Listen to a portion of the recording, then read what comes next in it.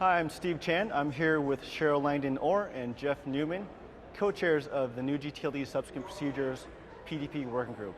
Thanks for joining me here. So I understand there's 40 plus topics within the new gTLD Subsequent Procedures PDP Working Group. So I'm wondering how you manage the process and you're able to hit a milestone where you're about to deliver an initial report for the working group. Do you want me to grab in that first? Sure. Okay. It is a huge piece of work, and because of the nature and the diversity of the work, we also broke into 4 separate work tracks at the beginning of our work.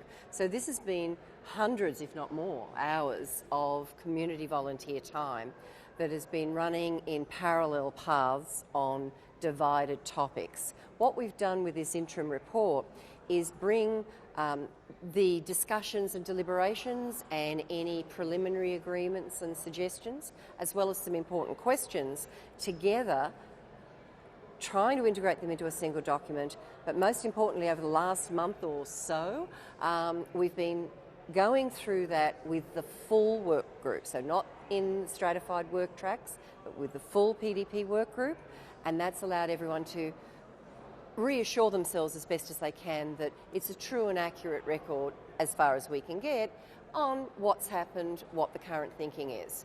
But Jeff, you might want to talk about what's different about this report to some others. Sure. Well, this report comes about after, a program that took nearly 10 years to come together and launch, and a program that had over nearly 2,000 applications submitted.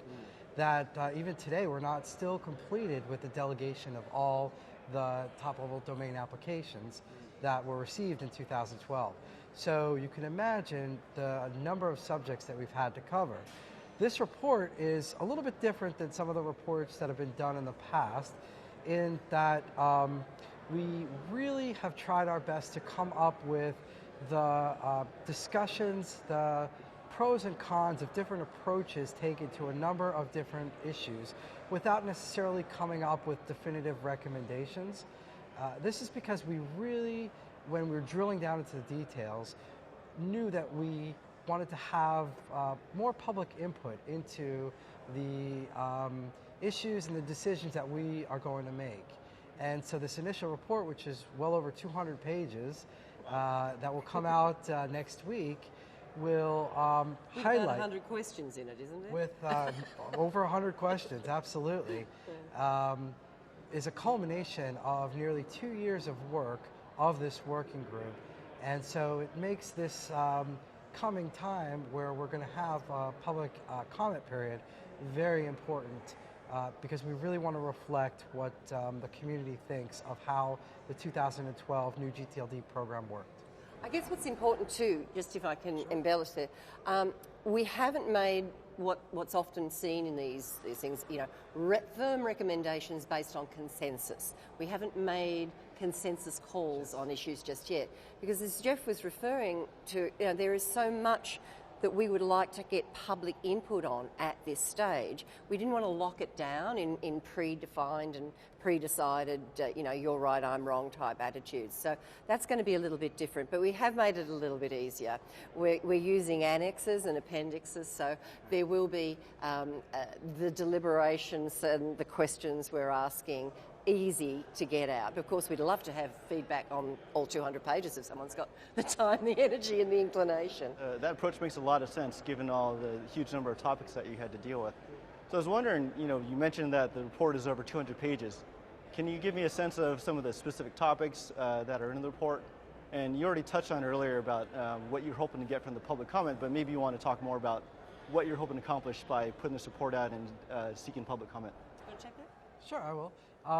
There are a lot of important subjects that we have in in this report that's coming out next week. One of those is on what's called the Applicant Support Program, and that is a program where applicants from developing nations can apply for funding for applying for their top-level domain, but also receiving assistance in the technical services and legal services and everything else that comes with running a registry. There was definitely a feeling from this last round that that program wasn't as successful as it could be. So we really are focusing on trying to do better this time and for the future. So receiving comments on how we can make for a more successful program is certainly one area that we want feedback on. Another area that has gotten a lot of attention is in the area of communities. So the GNSO, the Generic Name Supporting Organization, in 2007 really had a policy that said that if you came from a community, that you would get priority over others that applied for the same string. And while there were a number of community-based applications, there were relatively few successful communities in the evaluation program. And there was some unhappiness over that. And so we hope, just a little bit. So we hope that this next time around, to clarify the rules for the community evaluation and to make it easier for applicants, not necessarily to qualify as a community, but make it easier for them to understand what it takes to qualify for a community.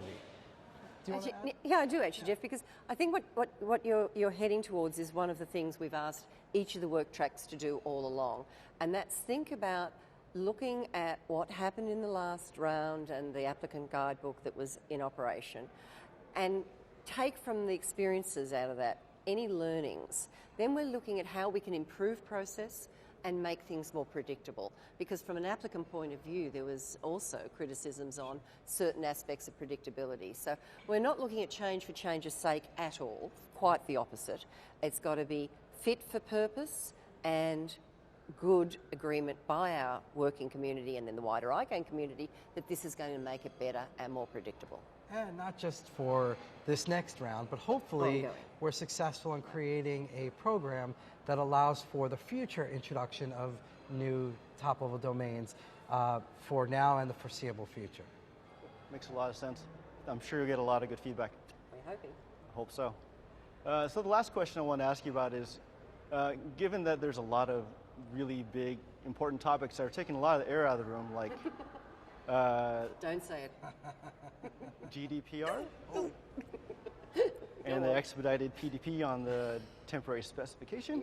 Yeah. Why should people pay attention to new gTLDs? What's important about this topic? Can I take this one? You've got to Sure. take this one, Jeff. That's a great question, Steve. And, you know, we've both been around the ICANN community now for A year or two. a year or two, maybe a couple decades. And, you know, there's always some issue that seems to take the attention of most of the community. But what we have to keep in mind as ICANN as an organization, and the community for that matter, is one that needs to continue to keep its eye on the mission and what ICANN was formed to do.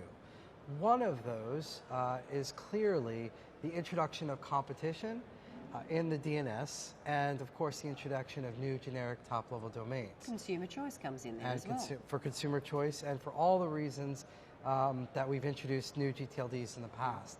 We can't lose sight of ICANN and the community performing what it was put into effect to do.